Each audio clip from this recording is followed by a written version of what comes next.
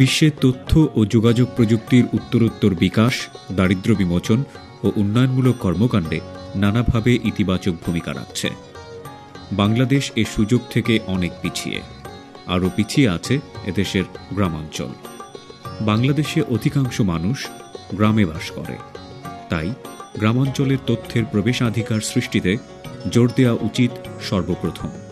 কারণ পল্লীবাসীর জীবন জীবিকার মান উন্নয়নের একটি বড় বাধা হচ্ছে তাদের কাছে সঠিক সময়ে সঠিক ও প্রয়োজনীয় তথ্য না পৌঁছানো।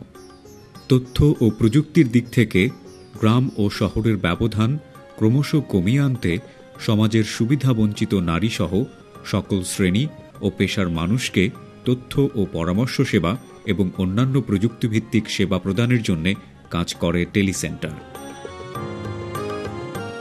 তাই টেলিসেন্টারকে বলা যায় প্রযুক্তিভিত্তিক তথ্য ও জ্ঞান আহরণের সামাজিক কেন্দ্র। এখানে সাধারণ মানুষ জীবন ও জীবিকা সম্পর্কিত বিভিন্ন বিষয়ে তথ্য ও পরামর্শ এবং বিভিন্ন সেবা পেতে পারেন। বিভিন্ন দেশে টেলিসেন্টার বিভিন্ন নামে পরিচিত। বাংলাদেশে ডিনেটের উদ্যোগে স্থানীয় প্রতিষ্ঠান পরিচালিত টেলিসেন্টারগুলো পল্লী তথ্য কেন্দ্র নামে পরিচিত। টেলিসেন্টারকে একটি ঘরের সাথে তুলনা করা যায়। 5টি মূল ভিত্তির উপর প্রতিষ্ঠিত পল্লী তথ্য মডেল: তথ্য ও জ্ঞান ভাণ্ডার, তথ্য ও জ্ঞান বিনিময়ের বহুবিধ মাধ্যম, তথ্যকর্মী, অংশীদারিত্ব বা মালিকানা, প্রচার ও প্রসার ব্যবস্থা। তথ্যকেন্দ্রের জায়গা নির্বাচনের জন্য আপনাকে কয়েকটি বিষয়ের প্রতি বিশেষভাবে লক্ষ্য রাখতে হবে। পল্লী অঞ্চলের যে সমস্ত জায়গায় সবচেয়ে বেশি মানুষ যাওয়া আসা করেন, যেমন ইউনিয়ন পরিষদ, স্বাস্থ্যসেবা কেন্দ্র, পোস্ট অফিস, ঘনবসতিপূর্ণ এলাকাকে তথ্যকেন্দ্র স্থাপনের জন্য নির্বাচিত করুন। নারী ও প্রতিবন্ধীরা যাতে সহজে তথ্যকেন্দ্রে আসতে পারেন, এজন্য তথ্যকেন্দ্রটি হাটবাজার থেকে দূরে স্থাপন করুন। সাধারণ মানুষের অবাধ যাওয়া আসা নিশ্চিত করতে তথ্যকেন্দ্রের চারপাশে প্রশস্ত রাস্তা রাখার বিষয়ে গুরুত্ব দিন। আমার নাম মঞ্জুল হক। আচ্ছা, আমার বাড়ি এই এলাকায়। আমার শিক্ষাগত যোগ্যতা এইচএসসি পাস। আমি দীর্ঘদিন থেকে বেকার হয়ে বসে আছি। আমি জীবিকার সন্ধানে আপনাদের এখানে আসছি। শুনছি যে আপনাদের এখানে অনেক কিছু তথ্য পাওয়া যায় বিভিন্ন বিষয় সম্পর্কে। দেখেন আমার ব্যাপারে কোনো জীবিকার সন্ধান দিতে পারেন কিনা। তা আপনি ইন্টারনেটে দেখি আপনার যোগ্যতা অনুযায়ী কোনো চাকরির বিজ্ঞপ্তি আছে কিনা।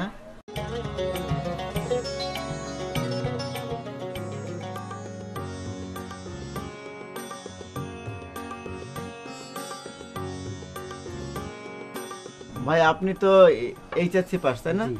তো আমি তো দেখলাম এখানে যে ইন্টারনেটে দেখলাম যে এই আগামী 25 তারিখে নীলফামারীতে পুলিশ লাইনে বাংলাদেশ পুলিশের লোক নেবে। তো আপনি আপনার প্রয়োজনীয় কাগজপত্র, যে পরীক্ষার যে সার্টিফিকেট আছে, সার্টিফিকেট নিয়ে আপনি ওই পুলিশ লাইন মাঠে দাঁড়াবেন। এই যে আমাদের পল্লী তথ্যে উন্নত চুলার প্রযুক্তি কি দিয়ে চুলা তৈরি করা যায়, ঠিক আছে? কোদাল লাগবে, গোবর লাগবে, বালতি ভর্তি পানি লাগবে, তারপর হচ্ছে গছ ফিতা লাগবে, শাবল লাগবে, কাঁচি লাগবে, মাটির পাইপ, ধানের তুষ, এগুলো দিয়ে কিন্তু উন্নত চুলা তৈরি করা যায়।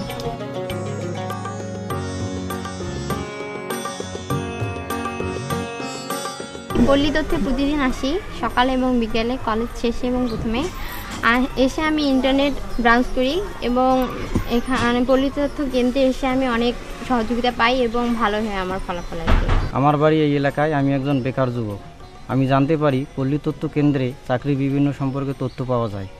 আমি এই পল্লী তথ্য কেন্দ্রে আসি এবং ইন্টারনেট ব্রাউজের মাধ্যমে চাকরি বিভিন্ন তথ্য পাই। আমার ইচ্ছা আমি আগামীতে বাংলাদেশ পুলিশ বাহিনীতে যোগদান করব এবং আমার অনুরোধ এরকম পল্লী তথ্য কেন্দ্র বাংলাদেশের জন্য প্রত্যন্ত পল্লী অঞ্চলে স্থাপন করা হয়।